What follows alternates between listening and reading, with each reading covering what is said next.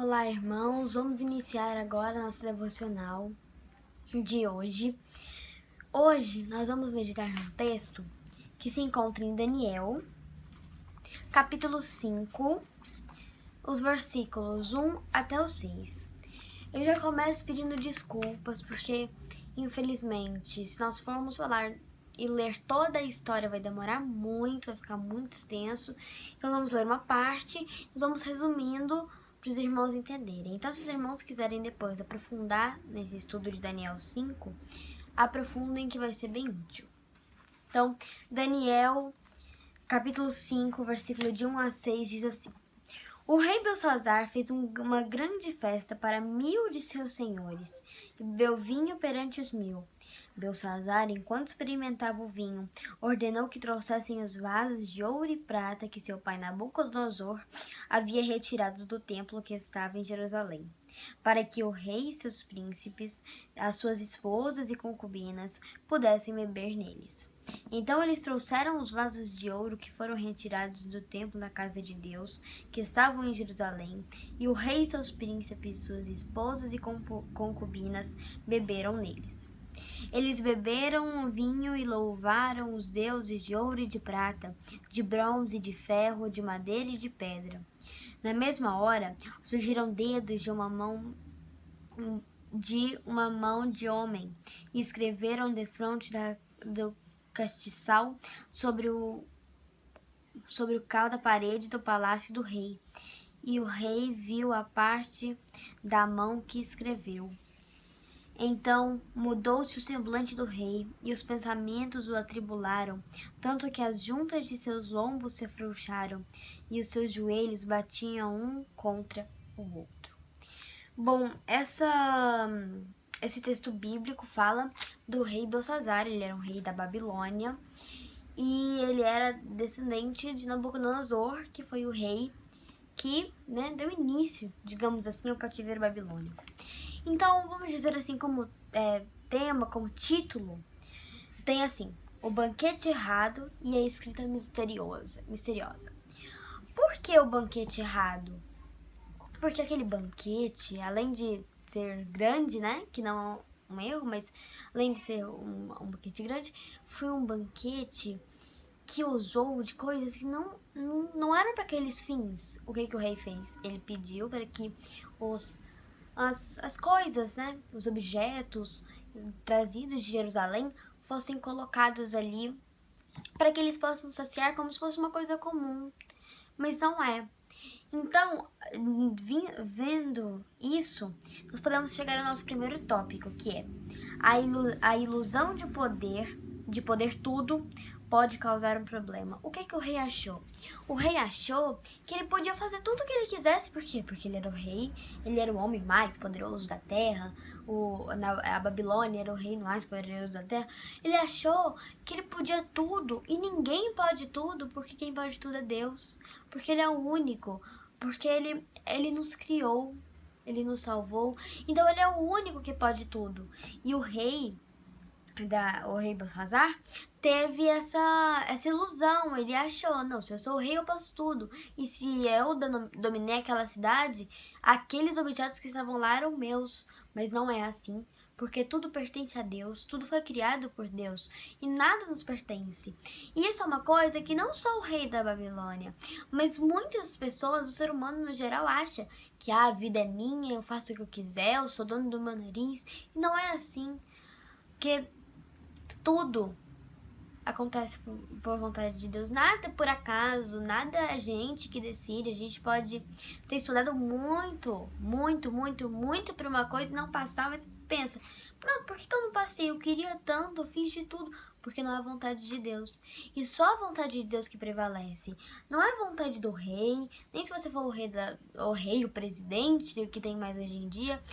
Se você for uma grande autoridade, não é você que decide.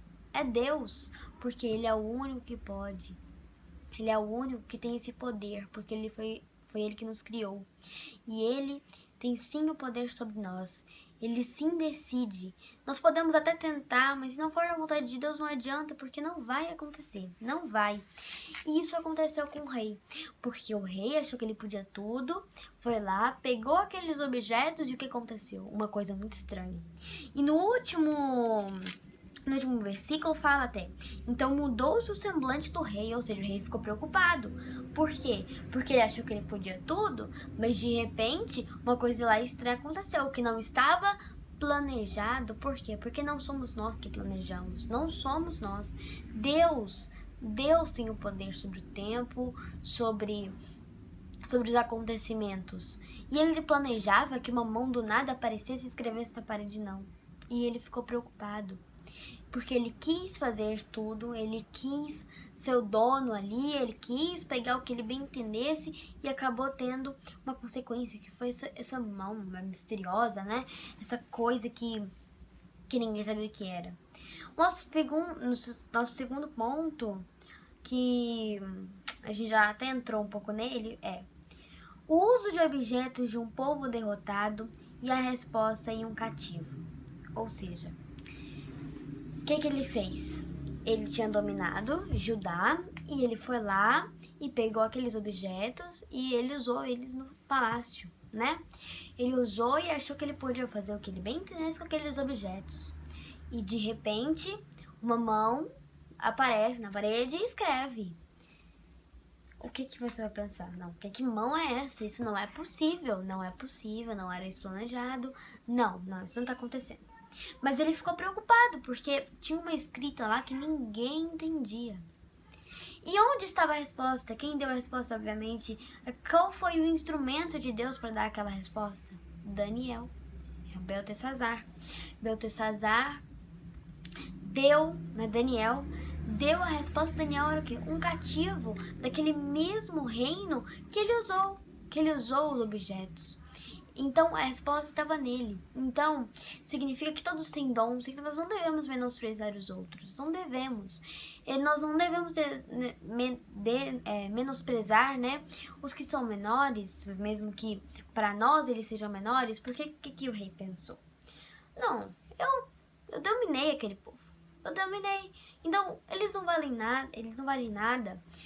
E os objetos não valem nada. Imagina, os objetos lá tão protegidos, esses objetos valem tanto que eu consegui lá entrar e pegar.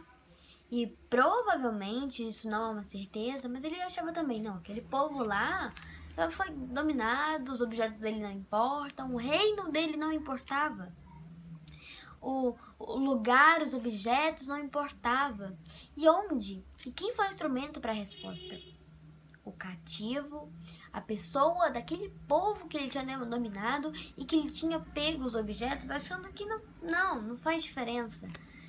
Então nós temos que tomar muito cuidado com o que nós fazemos, porque às vezes nós achamos que as pessoas são menores ou que aquilo não tem valor, mas aquilo tem valor, sim.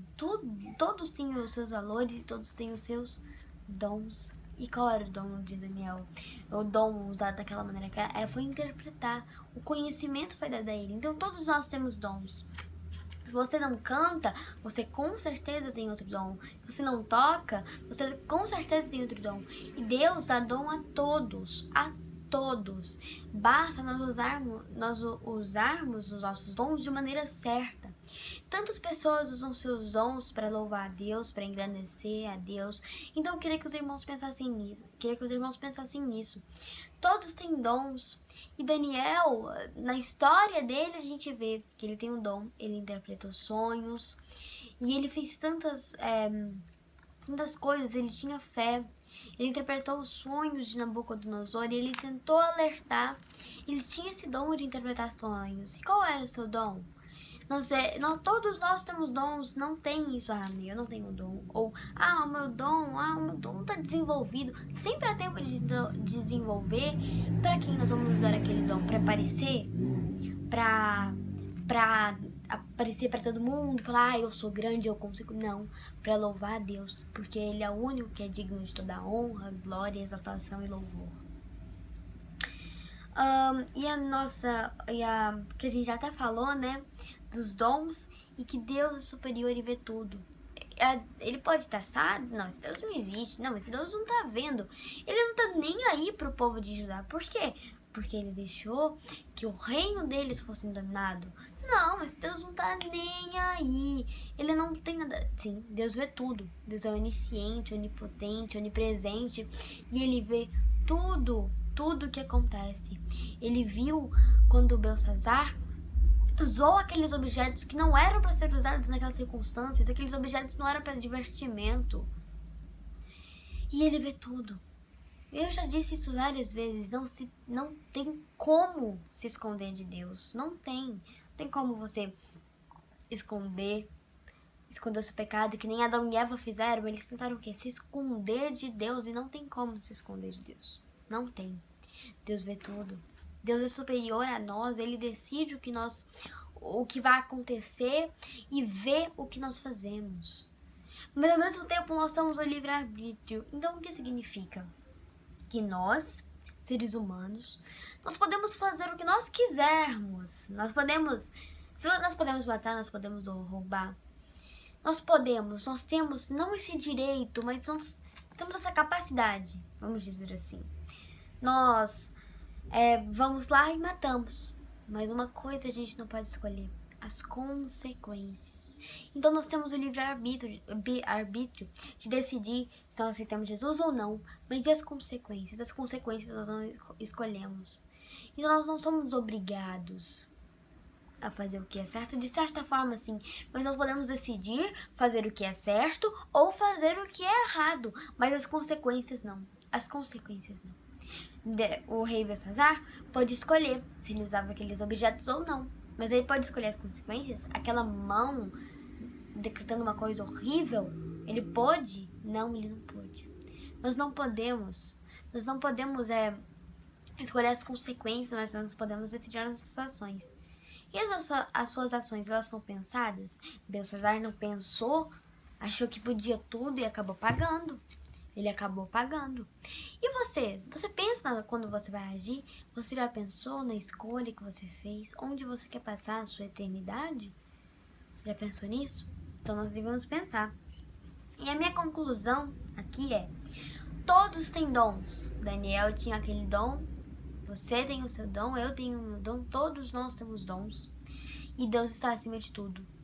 Deus é maior. Ele é o único que pode nos salvar. Ele é o único que que tem domínio sobre o tempo, sobre os acontecimentos. Ele está acima de todos nós. E mesmo mesmo se você tenha um dom muito bom,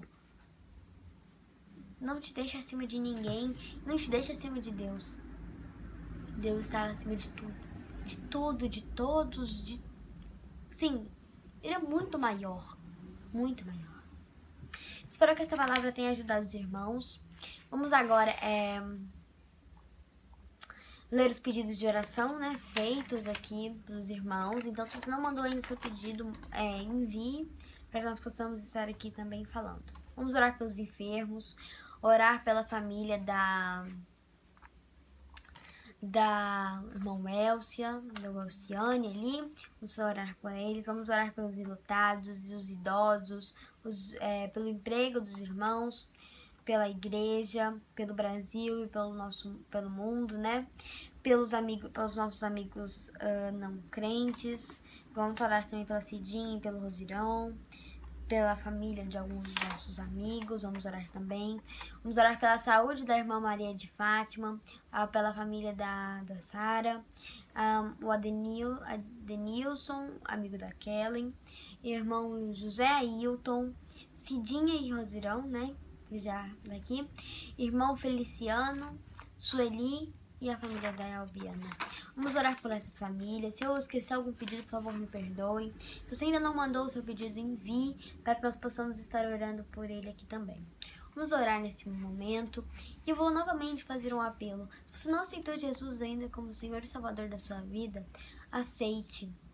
Aceite-o para que ele possa estar lhe salvando e lhe dando a vida eterna neste momento. Então, vamos orar.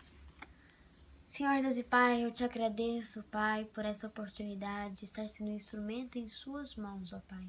Te agradeço por cada pessoa que assiste essa devocional nesse momento, ó Pai. Agradeço, Senhor, por ter nos protegido e abençoado até aqui.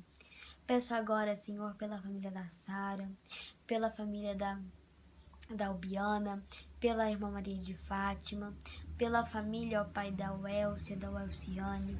Esteja com eles, ó Pai, esteja livrando-os de todo mal. E se for da Tua vontade, ó Pai, salve-os, ó Pai, cure-os de toda enfermidade.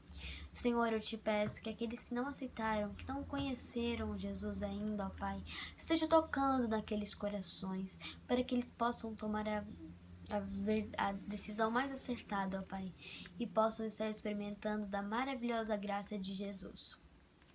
Te agradeço, Senhor, por tudo que o Senhor nos deu, por tudo, ó Pai, que o Senhor fez em nossas vidas. É em nome de Jesus que eu oro agradecida com o perdão dos nossos pecados. Amém. Amém. Nossas programações continuam da mesma forma. Nossos cultos online, não estamos agora pelas próximas semanas tendo nossos cultos presenciais pelo avanço do Covid-19, mas que o Senhor possa estar abençoando a todos os irmãos e fazendo a sua vontade em nossas vidas. Até a próxima devocional, se Deus quiser. Até mais.